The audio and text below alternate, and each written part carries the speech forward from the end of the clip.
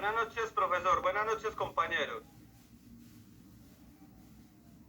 El tema que le corresponde al grupo mío es el concepto de imputabilidad e inimputabilidad y está integrado por Hugo Armando González, Fabián Alberto Villa, Carlos Ramos y Héctor David Tamayo.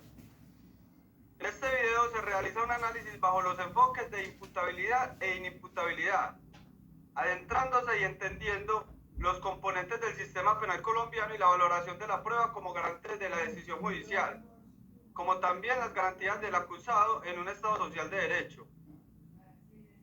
Además, la culpabilidad e imputación en el marco del proceso penal y el sistema penal acusatorio suponen un reto para la aplicación de justicia en el Estado social de derecho. El principio de inocencia y la protección de los derechos humanos han hecho de la imputación y la decisión judicial un asunto jurídico, ético, político, mediante y por supuesto científico. A continuación, la definición. Imputabilidad es un presupuesto de la culpabilidad, ya que al decidir realizar una conducta punible, el individuo actúa con dolo o con culpa. El imputado es dicha persona contra quien se dirige un proceso penal.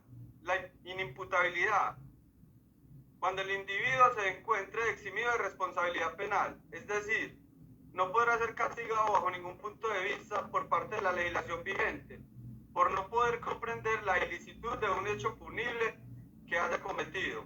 Requisitos. Cuando el sujeto no está en capacidad de entender la naturaleza de su acto o determinar su conducta, a causa de trastorno mental, inmadurez psicológica y la diversidad sociocultural, puede dar lugar a la calificación de inimputabilidad. Los sujetos declarados como inimputables reciben medidas de seguridad. A continuación, el compañero Hugo Armando González.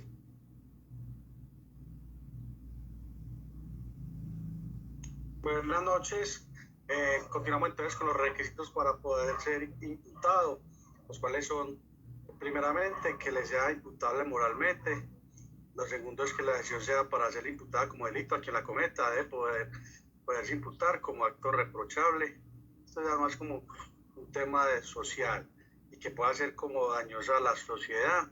Y por último, pues obvio que debe retribuirse pues y tener una consecuencia legal, ¿cierto? Una consecuencia por haber violado la ley.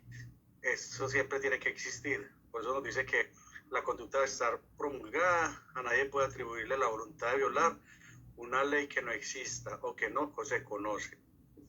Perdón, eso está pues tipificado como tal en el Código Penal. Debe ser algo como que pueda ser parte de ser reprochable por la sociedad. Debe ser algo que sea castigable, ¿cierto? Que tenga una consecuencia jurídica. La imputabilidad y las medidas de seguridad, nos vemos que en el Código Penal, que la Ley 599 del 2000 establece una serie de principios y dispositivos relacionados con las medidas aplicables a los sujetos inimputables. Nos dice el artículo 5, define las medidas de seguridad. En el momento de la ejecución de la medida operan las funciones como protección, curación, tutela, rehabilitación. Este artículo supone que el Estado ofrece al imputable los medios y los mecanismos requeridos para su protección, curación o rehabilitación. O sea, el Estado tiene que ser garante de que esta persona imputable pueda pagar, digamos, su pena de una manera diferente a los imputables, ¿cierto?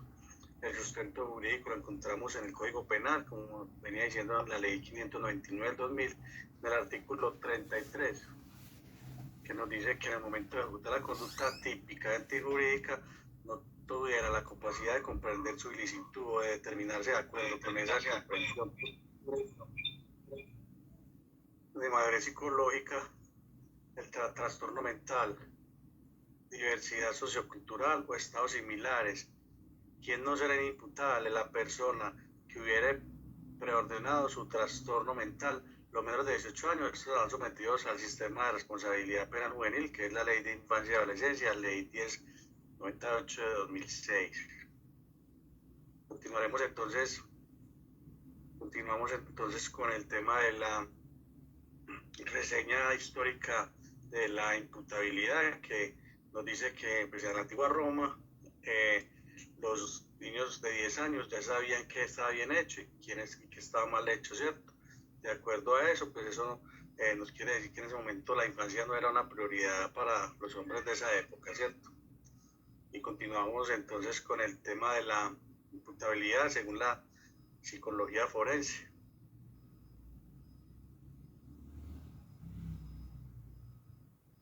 Nos dice que se entiende como la capacidad de una persona para ser responsabilizada por un hecho legalmente reprobable y que se cree que ha cometido, y naturalmente de que esté pues como tipificado en el Código Penal. Continúa con nosotros en la exposición el compañero Carlos Ramos. Muchas gracias.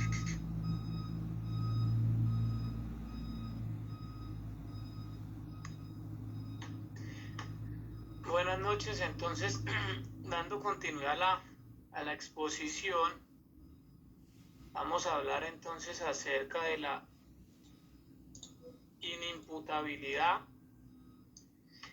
y este concepto lo establece el artículo 33 del Código Penal, y nos dice entonces que es inimputable quien en el momento de ejecutar la conducta típica y antijurídica no tuviere la capacidad de comprender su ilicitud o determinarse de acuerdo con esa comprensión, ya sea por una inmadurez psicológica, un trastorno mental, una diversidad sociocultural o estados similares.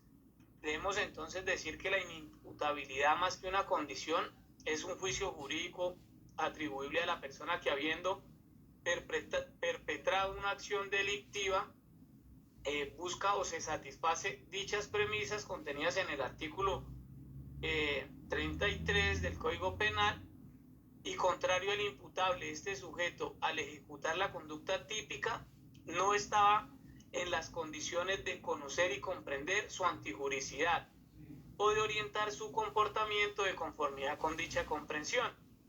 Entonces, ¿qué pasa? Esta situación, este trastorno, no le permite, pues en este caso, a dicha persona, le impide actuar con culpabilidad, le impide actuar con dolo o con una preterintención. ¿Por qué? Pues porque carece de conciencia plena de que la acción o la omisión que está cometiendo sea existencia o presente una antijuricidad, teniendo en cuenta que no es consciente de la ilicitud del acto que está cometiendo.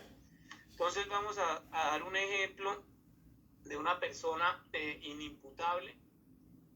Es aquella, pues como se ha dicho, que no alcanza a dimensionar la ilicitud de su acto y evita entonces una responsabilidad dentro de un proceso penal, teniendo en cuenta su condición. Entonces, un caso de que una persona, en este caso vamos a denominarlo Wilson Rendón, es una persona que padece una esquizofrenia, no tiene un diagnóstico, y en uno de esos episodios de crisis asesina a su vecino. Entonces, pues comete un homicidio, pero pues realmente él no tiene la claridad de esa conducta, no conoce la tipicidad y mucho menos la antijuricidad que conlleva su actuar. Entonces, en este caso, estaríamos hablando de una inimputabilidad teniendo en cuenta la enfermedad que el señor presenta. Por el contrario, entonces hablaremos o pondremos un ejemplo de imputabilidad, y ese, como se dice coloquialmente, es aquella persona que está en sus 5 sentidos, en sus cabales, y conoce y sabe y está enmarcado de pleno conocimiento respecto a la tipicidad, antijuricidad y culpabilidad de una conducta que éste pueda desplegar. Entonces, mencionamos aquí el caso del señor Jorge Enrique López, el cual es imputado en un caso de corrupción por el tema del mencionado Ministerio de las TICs, donde al parecer pues hay una pérdida o hay una corrupción en 70.000 millones de pesos. Entonces, la Fiscalía, pues al ver que no existe ninguna solicitud que declare la inimputabilidad de este señor, entonces pues le da transcurso a la investigación y ya pone en conocimiento de los jueces competentes para darle trámite al proceso penal y que se dicte una sentencia. Por otro lado, el artículo 9 del Código Penal define los presupuestos de punibilidad y los enfoca manifestando que para que la conducta sea punible se requiere que ésta sea típica, antijurídica y culpable. La simple causalidad no permite o no basta para que la imputación jurídica, para que exista, una imputación jurídica del resultado. Para que la conducta del inimputable sea punible, se requiere entonces que sea típica, antijurídica y se constate la inexistencia de causales de responsabilidad. ¿Esto qué hace? Pues esto no permite que esta conducta se pueda clasificar como punible, porque pues en los casos de las personas inimputables siempre va a existir esa ausencia de responsabilidad, como lo es esa inimputabilidad en los casos, pues por ejemplo, lo del trastorno que tiene esquizofrenia o cualquier enfermedad similar que determine que una persona es inimputable. Ahora bien, entonces vamos a hablar de la imputación objetiva. Debemos entonces saber, y siempre partimos de que es necesario la creación de un riesgo permitido para poder imputarle objetivamente un resultado a una persona en el actuar o en el cometer de una conducta. Esto es un elemento definido por la sociedad a través de las normas. Entonces, ¿qué pasa? Este riesgo ilegal o antirreglamentario puede excluirse cuando en sí mismo no se crea una fuente de peligro, es decir, cuando el peligro no existe en sí mismo, o si es el caso de existir, el mismo es irrelevante. Por ejemplo, en el caso de un delito de provocación de un derrumbe, no existe la creación si un individuo no provoca dicho peligro del derrumbe tirando una piedra a la luz de tierra para que se genere. Asimismo, entonces existen los casos de lo que se denomina el riesgo permitido. Incluso el profe en uno de los exámenes, en el último examen que nos hizo, una de las preguntas era eso. ¿A qué hace mención este riesgo permitido? Es aquella conducta que, a pesar de ser dañosa, está socialmente avalada por la sociedad. Entonces, ¿para qué? Para garantizar que una persona se va a beneficiar al momento de que se ejecute dicha conducta. Es el caso entonces del médico que debe amputarle la pierna a un paciente para evitar que se genere una situación más gravosa en la salud del mismo. Entonces ya continúa la exposición nuestro compañero Fabián Villa.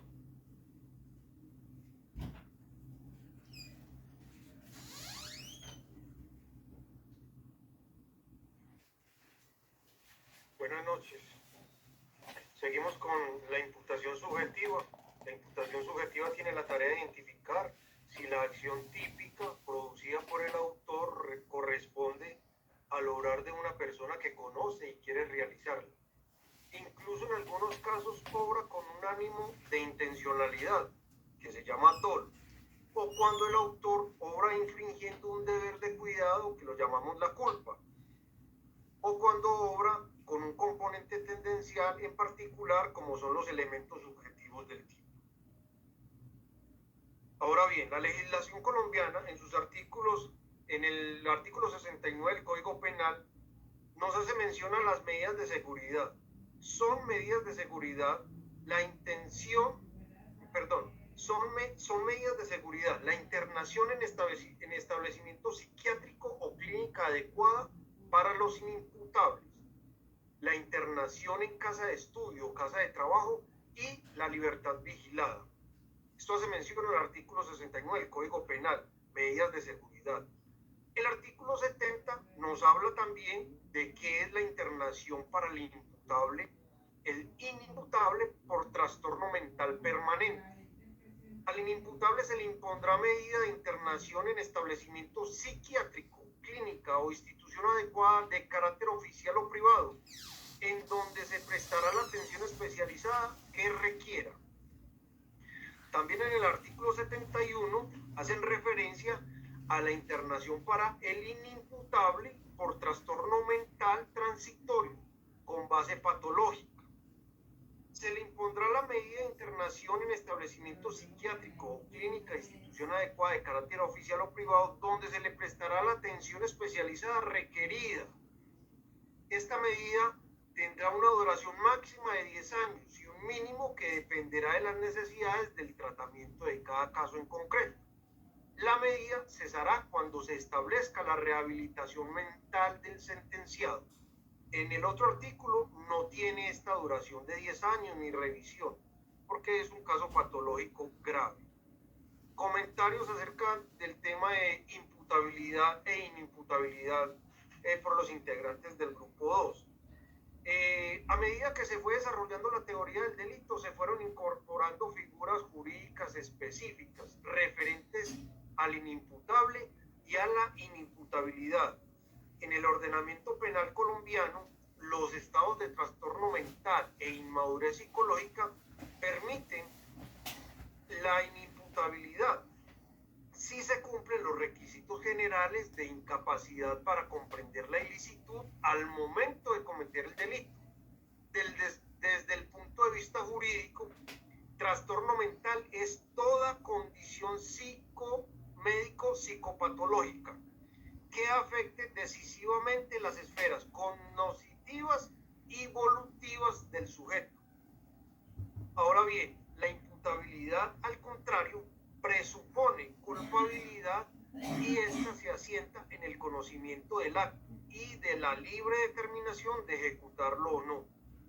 Los sujetos declarados como inimputables reciben medidas de seguridad y los imputables reciben penas y o sanciones de acuerdo al Código Penal. De acuerdo al tema que nos tocó de la impunibilidad e inimputabilidad, encontramos una película que hace referencia a este tema, se llama Las dos caras de la verdad, se la recomendamos. El director es Gregory Hoblit y el actor principal es Richard Gere. Es una película basada en un abogado que le gusta mucho sobresalir en prensa, en televisión. Entonces, él mismo se propone para ser el defensor de un joven que presenta doble personalidad. Es muy interesante, se la recomendamos para que la vean. Hasta aquí la exposición, muchas gracias.